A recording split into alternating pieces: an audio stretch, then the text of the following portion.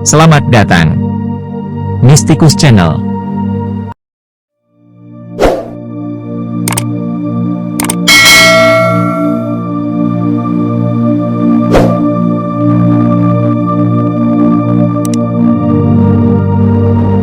Debu dan pasir membara. Biarlah wajahmu menunduk sampai menyentuh pasir yang panas dan debu jalanan, karena semua yang terluka oleh cinta harus tergambar di wajah mereka, dan goresan luka itu harus terlihat. Biarkan goresan luka itu dikenali orang-orang di jalan cinta. Syair Nabi Muhammad SAW. Kisah ini memang tidak bisa dijadikan rujukan untuk melihat perjalanan hidup seseorang. Namun, ada satu hal yang dimiliki kisah semacam ini dan jarang dimiliki sebuah kisah biografi. Kisah biografis ini bisa menjadi biografi emosional yang memiliki potensi mengajak pemirsa untuk merasakan perjalanan perasaan Rumi.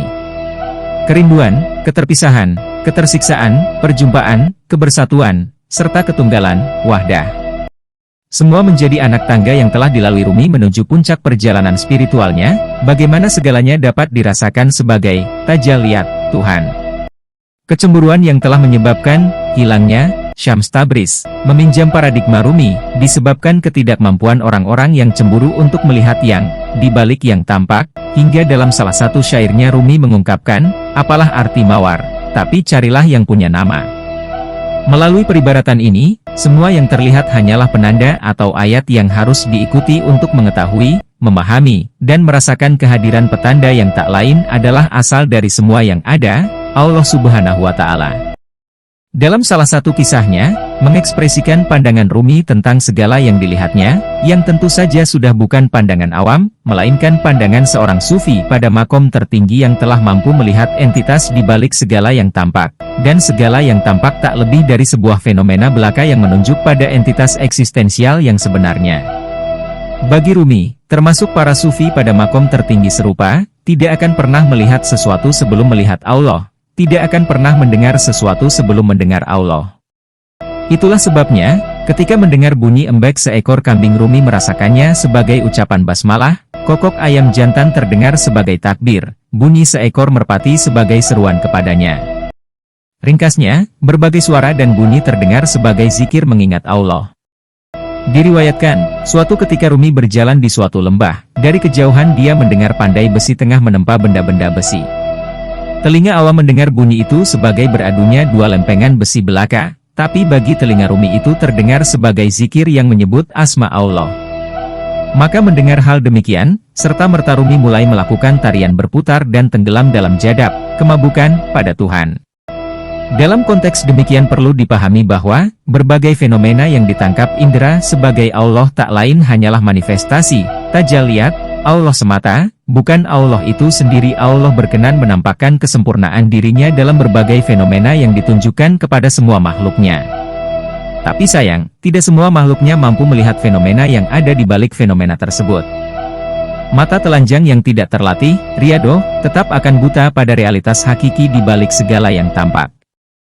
Itulah sebabnya, beberapa komunikasi atas pengalaman spiritual sering menyebabkan kesalahpahaman pada orang awam yang tidak dibekali minimal dengan ilmu dasar tentang tasawuf.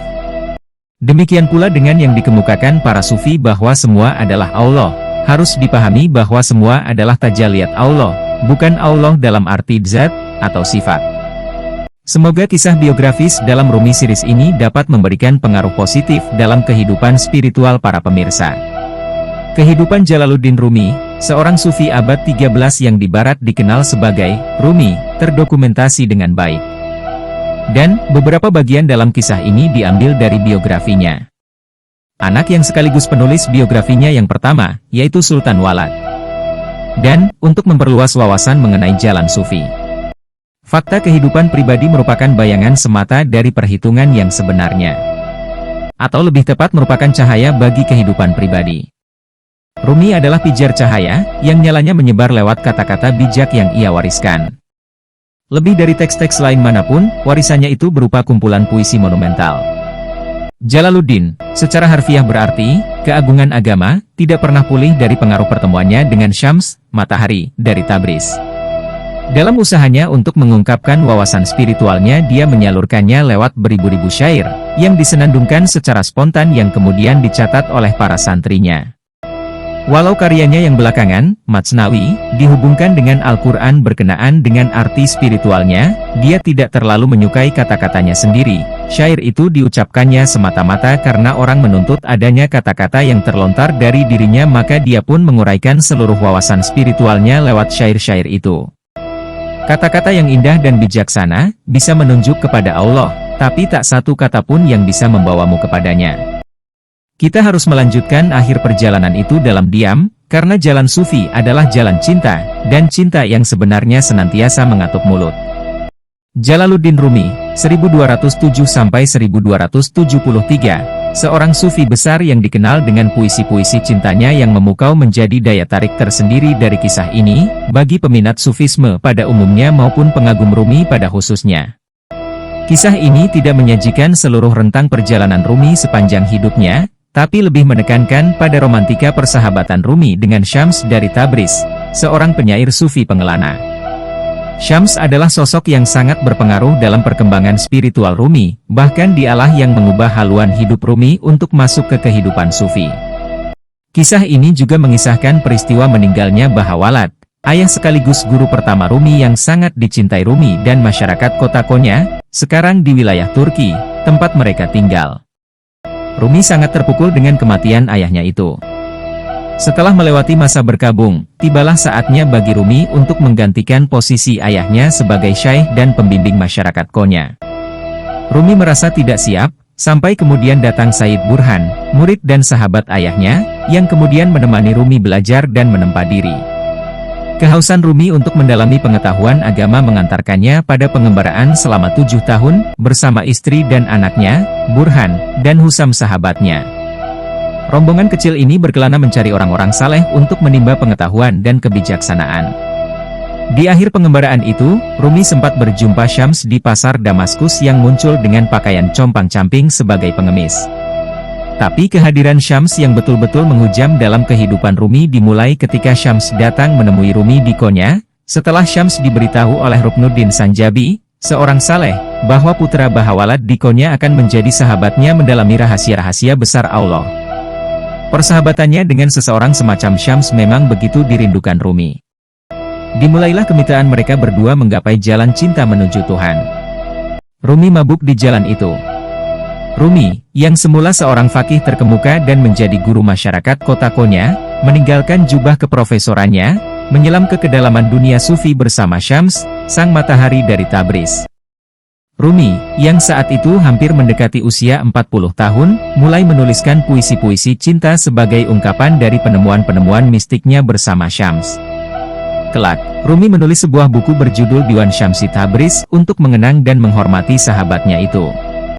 Karya ini juga diakui menjadi buku pokok untuk memahami ajaran-ajaran Sufi Rumi, selain Matsnawi. Namun demikian, kehadiran Syams dalam kehidupan Rumi bagi sebagian masyarakat Konya dianggap sebagai bencana.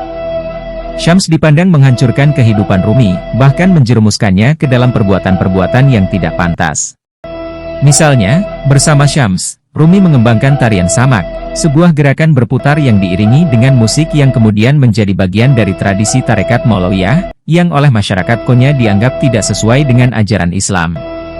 Kebencian masyarakat Konya terhadap Syams sempat membuat Syams pergi meninggalkan Rumi. Tapi Rumi mencari Syams dan akhirnya kembali ke Konya.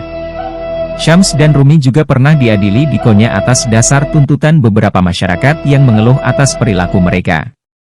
Akhir yang mengenaskan adalah ketika ternyata Syams dibunuh oleh Alauddin dan beberapa santrinya, putra kedua Rumi yang mengkhawatirkan keadaan ayahnya. Sultan Walad, putra sulung Rumi yang menuturkan semuanya.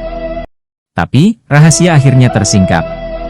Dalam keterpukulan Rumi atas tragedi besar itu, tumbuhlah rasa tawakal dan kesadaran baru bahwa kematangan spiritual dirinya memang harus melewati ujian perpisahan dengan Syams tercinta.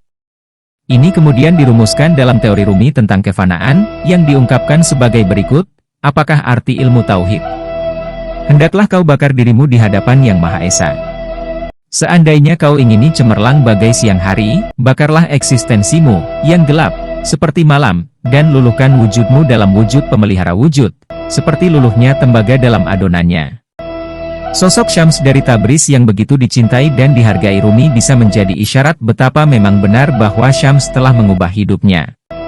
Perjumpaan, persahabatan, ketulusan, dan perpisahan Rumi dengan Syams dapat menjadi cermin cemerlang yang memberi kemilau permata hikmah hidup yang fitri.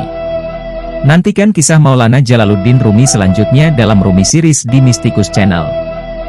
Jika Anda menyukai Mistikus Channel silahkan like, komen,